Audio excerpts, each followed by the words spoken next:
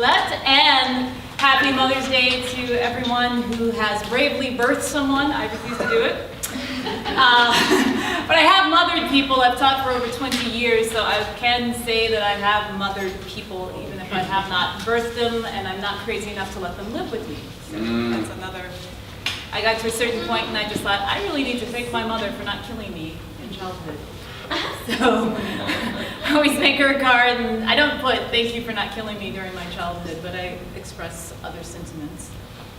That's good.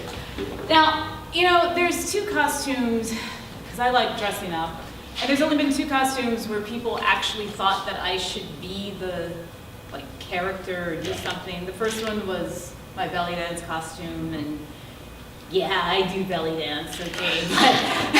But the second one is just like this magician's costume, and in the event that happened before this one today, they were like, oh, you're a magician. It's like, yeah. It's like, and the expectation was, do a trick. And it's like, well, I know some tricks, but they're not, well, I would consider them magical, but they're not magic tricks per se. So it's like, the only thing I can do today is make 2 hours disappear. And I will do that, and at the end of the show, you guys will be like, oh, what happened to the time? It's like, ta-da! It worked!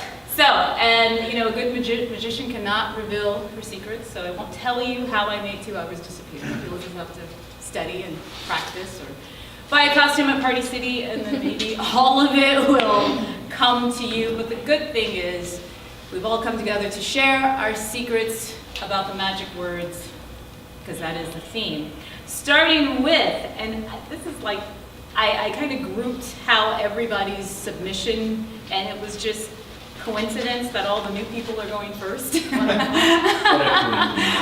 coincidence. Yeah, exactly. Like, all right, so starting off the show, a new rouletter, and she's going to read an excerpt from her enchanting tale, The Moonchild Falls. Please welcome Sydney Chandler.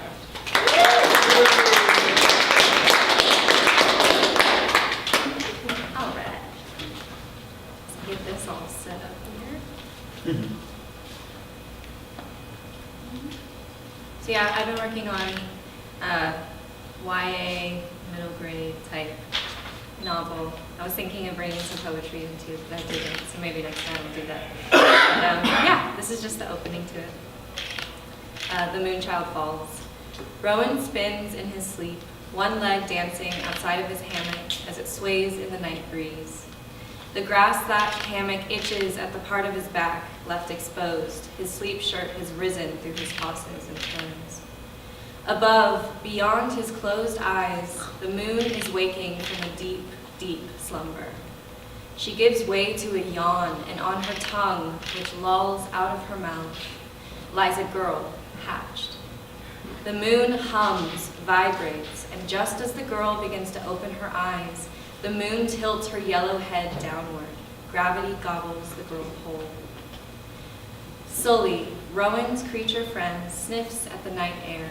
His long ears flap in the oncoming wind like flags. Rising from his perch on a branch above Rowan's head, Sully crawls on top of the boy's sleeping body and begins to paw at his chest, mewing softly under his breath. His mews are accompanied by short clicking sounds from deep within his belly, click, click, click. It is an anxious sound, a scared sound. He feels electricity in the air. But Rowan, dreaming of hot cakes and another teaching with Maxim, clinking glasses at Maxim's cured oak table mounted by books and books and books, Maxim's glass full of wine, Rowan's glass full of sugar beer, swats idly at Sully, scratches the itchy spot on his lower back, and lets out a loud snore. If Rowan had been standing at the edge of the sea, which he had never been to or ever would be, he would have seen waves as tall as the trees he calls home, pounding deep rivets into the sand at their bases. He would have seen fish, sharks, creatures unknown to his land-born eyes, flying straight up into the night sky, propelled out of the water by the waves' sheer force. For the moon had bowed her head, and at that moment, the waves were set askew. And if Rowan had opened his eyes for just 1 second, if he hadn't ignored Sully's soft prodding on his chest or his quiet muse, he would have seen the girl like liquid light falling towards his sleeping self, falling towards Forest Keep. The moon child has fallen from the stars.